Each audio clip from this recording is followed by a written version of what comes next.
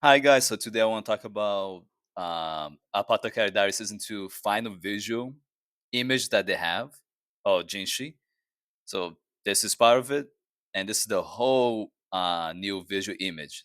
So the Apothecary Diaries is going to have Season 2, Cour 2, continue very soon, and this is the final visual teaser image they have. And Jinshi, they really, really tried to up him even more. Look, he looks like a samurai or knight type of thing. Look at this with the armor.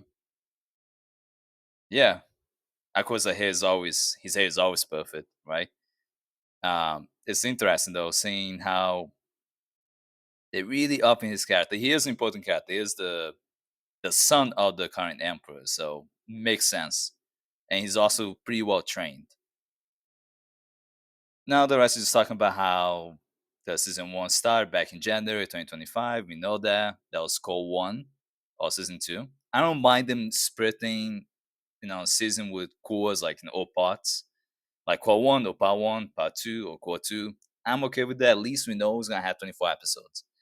I still prefer when they used to just all the time, do all 24 episodes at once. They did with Villain Saga Season 1 and Season 2. I hope they do with Season 3. We'll find out later.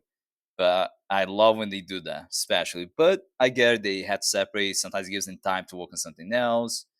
Maybe it helps with the hype. I honestly don't know. I can't say for a fact. But in general, I think this is cool. It will be coming part two and core two, and uh, I'll watch it.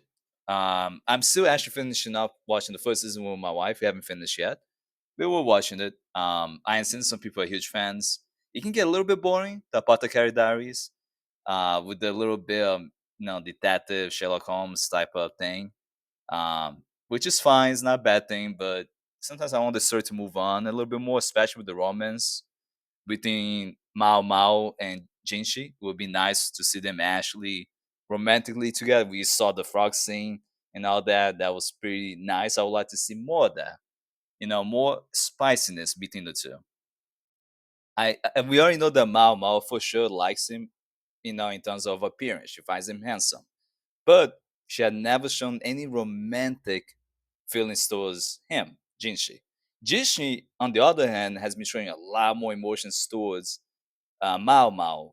In particular, maybe wanting to do something more than just an employee relationship, friend, you know, or besties type of stuff. It's obviously that he's really into her. She's smart, first and foremost. She's very intelligent, hardworking, really does a great damn job. Not only in her job as a food taster and drink taster to make sure that the emperor doesn't get poisoned, but she also is amazing at other things. She has really good deductive reasoning skills, like Sherlock Holmes type stuff, detective type of things. Her deductive reasoning skills are really high. She has really good critical thinking skills. She can easily figure out situations and think ahead of what may happen. Probably a lot of that comes from her dad. We saw her dad, even though he's sleazy, to a certain extent. We know he's sleazy, but he's a smart guy. Very good chess. He knows how to implement things and plan things ahead. So you can tell that she got a lot of intelligence heavily from her biological father, and her stepfather is also really smart, also a doctor. So she learned a lot from him.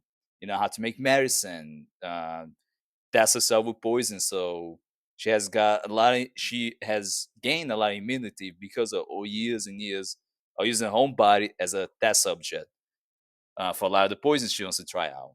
And that's the thing, she loves those things. The little things make her very happy. And I think Jinshi does find her cute. Sometimes weird.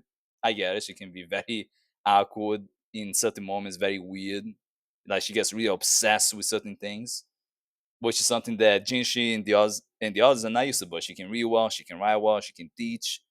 Her skill set, she seems to know more than the quack doctor they have in the palace, which again makes sense because she learned from her stepfather, who really taught her a lot of things.